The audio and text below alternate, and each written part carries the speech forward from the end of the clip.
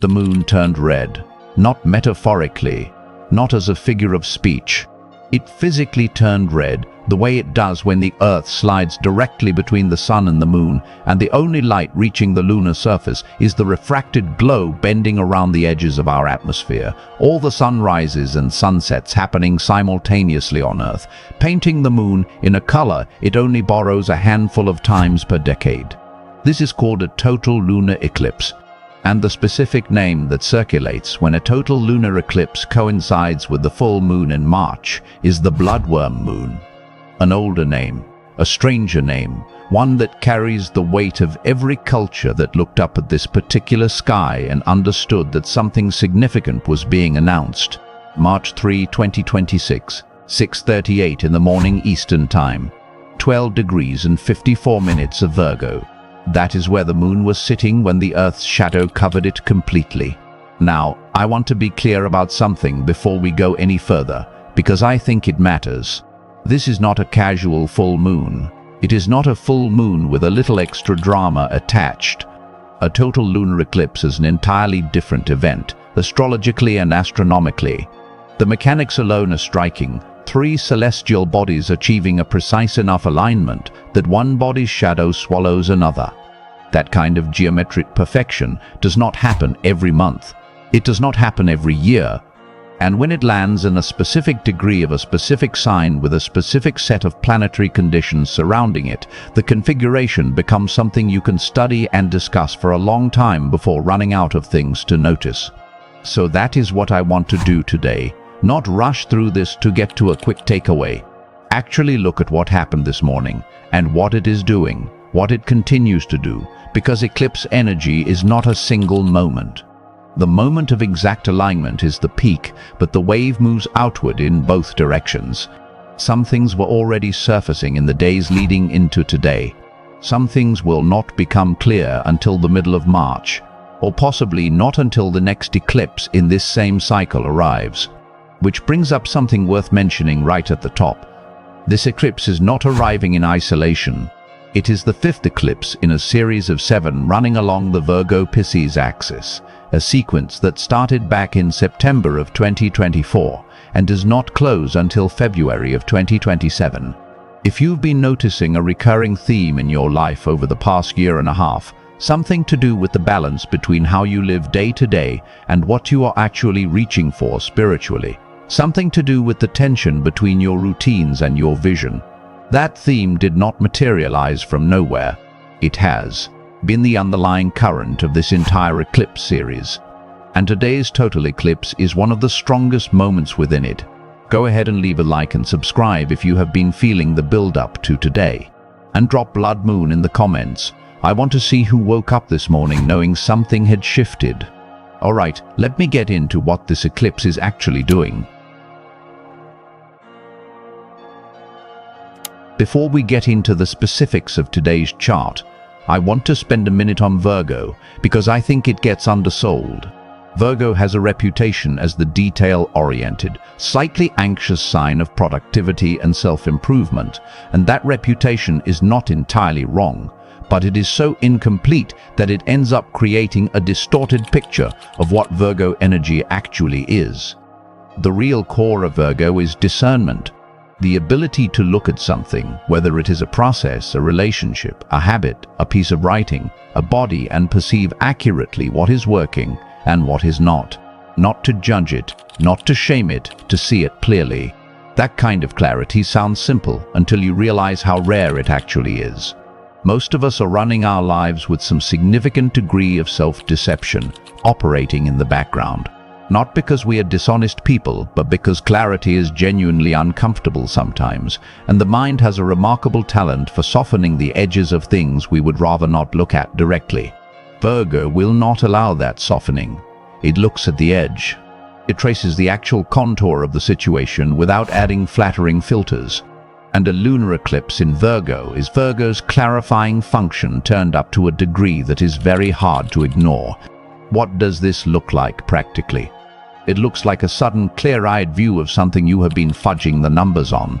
The health habit you tell yourself is fine when your body is actually telling you it is not. The work situation you have been describing as manageable when the honest description would be depleting. The relationship dynamic where you have been accommodating something you never actually agreed to accommodate and pretending that was okay, and now under this eclipse light, it is not possible to keep pretending.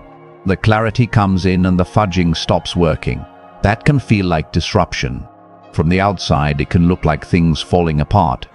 But from the inside, from the vantage point of someone who has been carrying the weight of something misaligned for a long time, that clarifying moment often comes with something underneath the disruption. Something that feels, paradoxically, like relief. Virgo also governs the body. Not just health in the abstract sense, but the lived physical sensory experience of being in a body. Digestion, sleep, the nervous system, the details of how you physically function day to day. A total lunar eclipse in Virgo tends to bring body signals to the surface with unusual clarity. If something has been quietly off in your physical experience, this eclipse has a way of amplifying those signals until they are too loud to talk over. This is not the eclipse trying to alarm you. It is Virgo doing what Virgo does, making sure you have accurate information about what is actually going on. And then there is the work piece, because Virgo is also the sign of service, craft, and the daily labor of whatever you have devoted yourself to building. An eclipse here can mark a significant shift in your relationship to your work. Not always in the form of a job change, though sometimes there. More often in the form of a recognition that the way you have been relating to your work needs to adjust. Maybe you have been overgiving and the eclipse is the moment that becomes undeniable. Maybe you have been staying small in your craft out of fear of judgment, and the eclipse pries open the door on that particular hiding spot. Maybe the work itself is asking to evolve, and this is the moment you finally hear it asking. All of that is the Virgo eclipse, not one of those things. All of them landing in different proportions for different people depending on where Virgo falls in your natal chart and what personal planets you have anywhere near 12 degrees of the mutable signs: Virgo, Pisces, Gemini, Sagittarius. If you have anything within 3 to 5 degrees of 12 in any of those 4 signs, this eclipse is speaking to you quite directly. Now here is where it gets complicated, and I want to take this piece seriously because it is going to shape how people experience this eclipse over the next few weeks in a way that might otherwise be confusing. Virgo is ruled by Mercury. That is Virgo's home planet, the ruling force behind everything Virgo does. And Mercury, right now, is retrograde. It's stationed retrograde on February 26 in Pisces, and it does not station direct again until March 20th. So the planetary ruler of today's eclipse is moving backward through the fog of Pisces, which is the sign directly opposite the eclipse degree. What that means is this: the clarity this eclipse wants to bring is there. The revelations are real. The things surfacing are genuine, but the way they arrive may not be clean and linear. Mercury retrograde in Pisces is not the energy of sharp, articulate understanding delivered in a tidy package. It is more like receiving a transmission through water.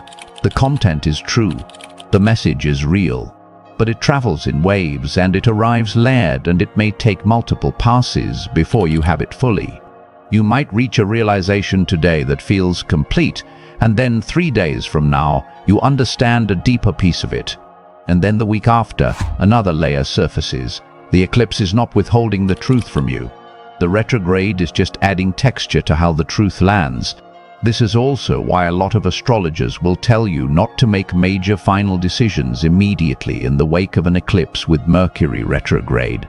Not because the decisions would be wrong, but because you might not have the complete picture yet. You have enough to know that something needs to change. You may not yet have enough to know the exact shape of that change. The period between now and March 20th is a time for receiving, for sitting with what is surfacing, for letting the deeper understanding form before you act on it with finality. There is something else about Mercury retrograde in Pisces that is worth understanding right now. Pisces is where Mercury is considered to be in its detriment. meaning the precise categorizing function of Mercury is not at its most comfortable in a sign that dissolves boundaries and communicates through feeling rather than language.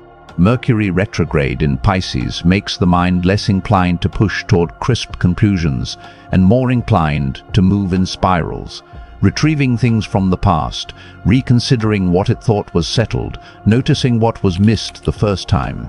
For a lot of people right now, this means old situations are becoming newly relevant. Something you thought you had finished thinking about is back. A conversation from months ago is sitting in your mind with a different meaning than it had when it happened. A relationship or a chapter you believed was closed is asking to be looked at one more time, not necessarily to reopen it, but to complete something in your understanding of it that was not complete before. That is the retrograde doing exactly what retrogrades do, not breaking your life, asking you to go back for what you left. The combination of a Virgo eclipse and a Pisces Mercury retrograde creates a very particular kind of pressure. Virgo wants clarity. Pisces dissolves clarity. Virgo wants to name the problem precisely. Pisces reminds you that some of the most important things cannot be named precisely, and the retrograde takes everything that was moving toward an answer and runs it back through the feeling body first.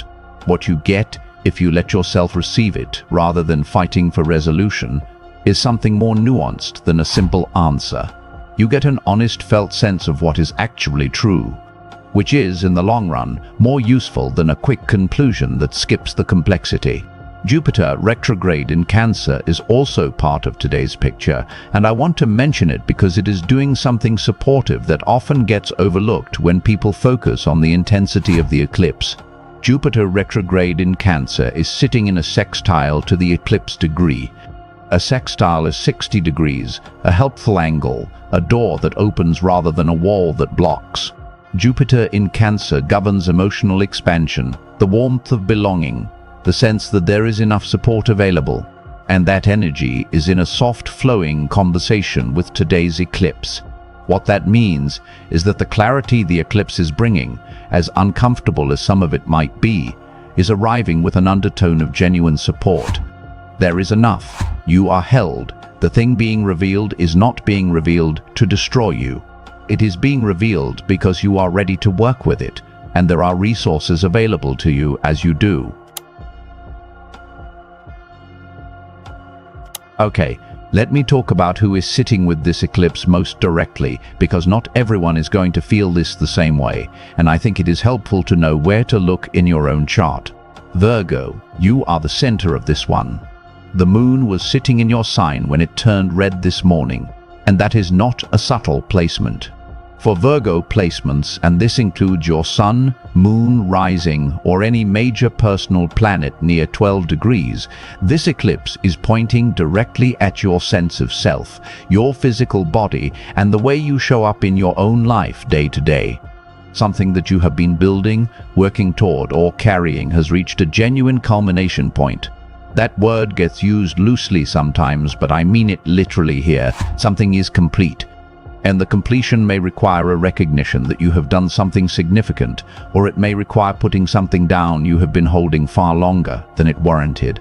Either way, the eclipse is not going to let you stay vague about it. Virgo, your assignment right now is to be honest with yourself about what is actually working in your daily life and what needs a genuine redesign, not a tweak, a redesign.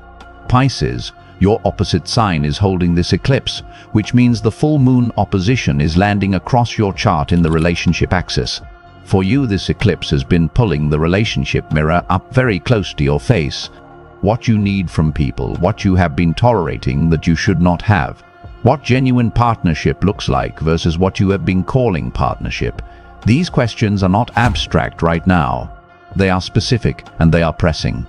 Mercury retrograde moving through your sign adds the additional dimension of things from the past surfacing in the context of these relationship questions.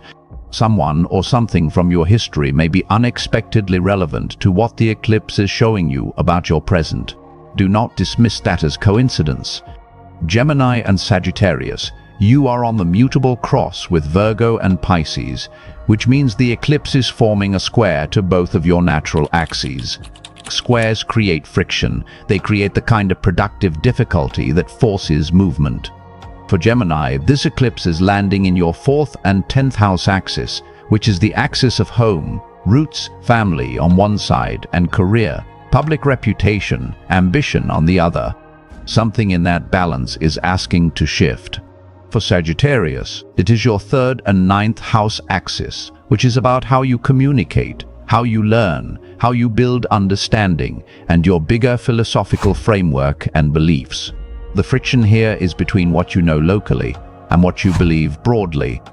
A realization in that territory is likely, possibly one that changes how you relate to something you thought you were certain about.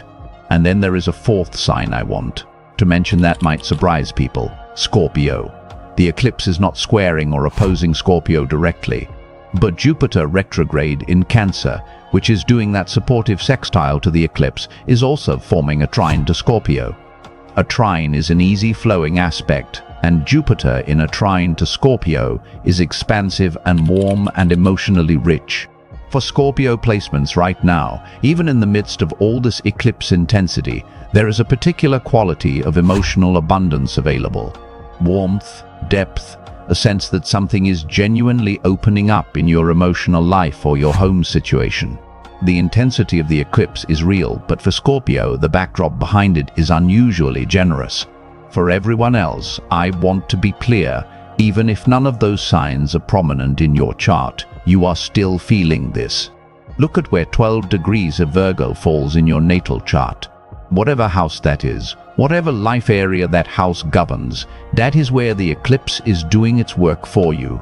The specifics of that work depend on your chart, but the general texture of it is consistent. Something becoming clearer than it was, something reaching a completion, something in your daily life or your physical experience asking for honest attention. I want to spend some time on what this eclipse changes concretely, rather than just gesturing at transformation in the abstract, because I think that is actually more useful. The first thing this eclipse changes is your relationship to what you have been managing. There is a difference between managing a situation and genuinely addressing it. Managing means you keep it stable, you keep functioning, you make sure the surface looks reasonable. Addressing means you go to the actual root and do something about what is actually there. Most of us have somewhere in our lives, at least one place, usually more, where we have been managing rather than addressing. The Virgo eclipse is very specifically designed to make that distinction impossible to miss. The thing you have been managing is going to feel unmanageable, not because it has suddenly gotten worse, because your tolerance for managing it has run out, and that is a good thing. Running out of tolerance for something that was not actually okay is how change begins. The second thing this eclipse changes is what you accept as normal in your body. Virgo's domain is the physical, the concrete, the lived experience of the body and daily life. A total eclipse in Virgo has a way of recalibrating your baseline. What you have been calling fine may no longer feel fine. What you have been calling sustainable may reveal itself as the opposite. This can show up as a health situation that finally demands attention. It can show up as exhaustion that you can no longer push through. It can show up as a quiet, persistent physical signal that you have been rationalizing and suddenly cannot rationalize anymore. The invitation is not to panic, it is to listen. The body has been sending signals, and the eclipse is amplifying them to a volume where they finally break through. The third thing this eclipse changes, and this one tends to take longer to fully manifest, is your relationship to your work and how you serve. Virgo is the sign of craft, of the devotion to doing something well, of service that is given without ego, because the work itself is the point. But Virgo also has a shadow side, the overgiving, the perfectionism that becomes paralysis, the way Virgo energy can trap people in cycles of improving and fixing and adjusting, without ever arriving at satisfaction or rest. A South Node eclipse in Virgo, which this is, the moon is sitting close to the South Node in Virgo, is specifically about releasing the patterns that keep you in that trap. releasing the compulsion to perfect, releasing the habit of overgiving without receiving, releasing the idea that your worth is measured by how efficiently you function. That last one is significant. If you have been operating from the belief that you justify your place in the world by how much you produce and how well you execute and how tirelessly you serve, this eclipse is a direct confrontation with that belief. Not to make you stop caring about your work, but to dismantle the equation between your worth and your output. You are not valuable because you are useful. You are valuable because you exist. And a Virgo South Node eclipse is one of the more powerful cosmic moments for releasing the deep, often unconscious programming that says otherwise. The practical side of this might look like boundaries finally getting set that were long overdue, workflows that were quietly unsustainable getting redesigned, a project or commitment that was never the right fit getting released, or simply a shift in how you hold your work, a less white-knuckled grip, a willingness to let some things be good enough rather than perfect, a recognition that rest is not a reward you earn after sufficient productivity, but a necessary part of the cycle. And then there is the piece that eclipse seasons always bring, which is the ending of what was no longer aligned. That is the one that tends to generate the most fear when people hear about eclipses, but I want to frame it carefully. Eclipses do not take things from you randomly. They accelerate the completion of cycles that had already reached their natural end. If something ends during eclipse season, it was already ending.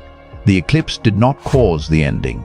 It revealed that the ending had already been underway and gave it a definitive close instead of a prolonged, uncertain fade. That clarity, even when it hurts, is actually a service, because prolonged, uncertain fades are exhausting in their own right. The eclipse says, this chapter is done. Now you can actually close the book and begin something new.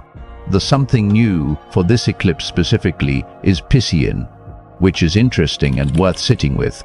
The South Node in Virgo is asking you to release the Virgo patterns, the overfixing, the overmanaging, the worth through productivity loop. And the North Node in Pisces is pointing toward what to move toward instead: trust, flow, surrender to what is larger than your ability to control it, compassion extended as generously toward yourself as you extend it toward others. This eclipse is not just ending something in Virgo. It is clearing space for the Piscean qualities that you may have been starving. Given that we are in one of the densest Piscean skies in memory right now, with the Sun, Mars, Mercury, retrograde, and Venus all recently through or currently in Pisces, the message from this eclipse lands in a particularly rich context. The releasing is specifically in service of opening yourself to what Pisces offers: faith, depth, a kind of meaning that is not earned through labor but received through presence. Alright, before I wrap this up, take a breath, because a lot of this is dense and I want to give it a second to settle. If this is resonating, leave a like and subscribe and drop Blood Moon Virgo in the comments below. I genuinely want to see who is sitting with these themes right now, because I know from the messages I have been getting that this eclipse season has been hitting people in very specific, very real ways, and I would like to know what that looks like for you. Okay, last piece. I want to close with something practical, because I think that is where eclipse content sometimes falls short. A lot of what gets said about eclipses is heavy on atmosphere and light on what you actually do with it. So let me be concrete. The first thing is, do not try to force resolution right now. I know that goes against every instinct, especially for Virgo placements who are wired to identify the problem and immediately move to solving it. But with Mercury retrograde still in Pisces until March 20th, you do not have the complete picture yet. You have enough to know what direction things are moving. You do not yet have enough to finalize the details. Use this window, the next 2.5 weeks, to gather information, to receive what is surfacing, to have the conversations that need to be had, while understanding that those conversations may not produce tidy conclusions immediately. The tidiness comes later. The second thing is, take your body seriously this week. Virgo is the sign of the body, and a total eclipse here is a direct signal to tune in to your physical experience with genuine attention. not the perfectionistic attention of trying to optimize your health metrics. The simple, listening attention of asking, what does my body actually need right now? Sleep often comes up as the answer during eclipse season. Rest more broadly, not as indulgence but as an acknowledgement that transformation uses physical energy in ways that are not always visible. The third thing is, look at what actually needs to end. Not what you think should end, not what would be neat or convenient to end, but what has been quietly asking to complete. You probably already know what it is. The eclipse is making it harder to look away from. The question is not whether to acknowledge it, but how to honor its completion in a way that treats both yourself and the situation with integrity. The fourth thing is, find the Piscean counterweight. For every Virgo habit the eclipse is asking you to release, there is a Piscean quality waiting to fill the space. If you have been overworking, the Pisces invitation is rest and creative surrender. If you have been overcriting yourself, the Pisces invitation is self-compassion. If you had been white-knuckling control, the Pisces invitation is trust. This is not the eclipse telling you to abandon your Virgo qualities. They are genuinely valuable. It is asking you to hold them alongside their opposites, which is where the integration actually lives. And the fifth thing, which I think matters more than anything else I have said today, be patient with the pace of this unfolding. This eclipse is the fifth of 7 in its series.